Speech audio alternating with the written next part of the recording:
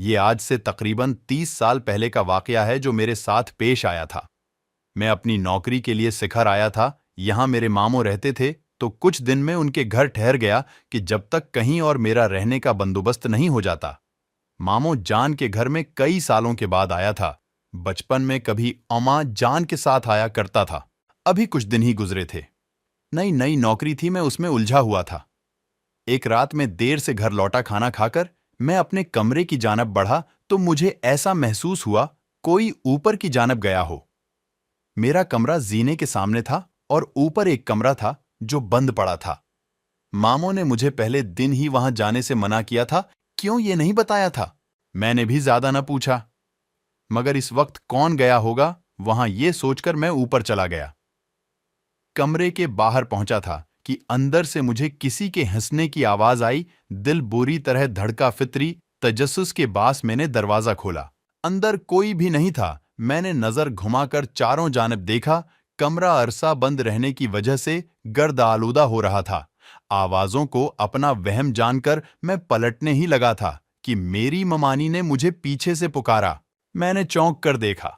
मुझे हैरत भी हुई कि वो कभी सीढ़ियां नहीं चढ़ती थी फिर ऊपर, मगर उन्होंने कहा कि मुझे ऊपर आते देखा तो मेरे पीछे चली आए। मुझसे पूछा तो मैंने बताया कि मुझे लगा कोई यहां आया है, देखने चला आया। खैर, मैं उनके साथ नीचे आने लगा। अभी 2-3 सीढ़ियां ही उतारे होंगे कि मुझे महसूस हुआ कि कोई मेरे पीछे फिर हंसा हो, मगर वहां तो ममानी थी। मैंने डरते डरते अपनी गर्दन घुमाई और मेरे होश उड़ गए। मेरे पीछे ममानी के बजाय एक झलसे हुए चेहरे वाली लड़की खड़ी थी जिसकी आंखें सरख थीं। खौफ से मैं सीढ़ियों से नीचे गड़ पड़ा। वो आहिस्ता आहिस्ता मेरे पास आ रही थी। मेरी आवाज हलक में ही रह गई थी। बामुश्किल में चीखा तो मेरी आवाज पर ममानी और मामू अपने कमरे से भागे आए। मेरी हालत बहुत गैर हो चुकी थी। मैं नीम बेहोशी में था, मगर मुझे वो लड़की अपने सामने महसूस हो रही थी। मामू शायद समझ चुके थे मुझे क्या हुआ है।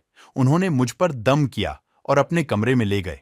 कुछ दिन बाद जाकर मेरी हालत बेहतर हुई। मैंने उस रात का तमाम हाल कह सुनाया तो मामू ने बताया कि ऊपर बंद कमरे में आसीब हैं, इसलिए वहां कोई नहीं जाता, मगर वो किसी को नुकसान नहीं पहुंचाते। तुमने शायद वो दरवाजा खोला होगा, इसलिए तुम्हारे साथ ऐसा हुआ। उसके बाद मैं जितना वक्त भी उनके घर रहा, कभी जीने के पास भी खड़ा नहीं हुआ।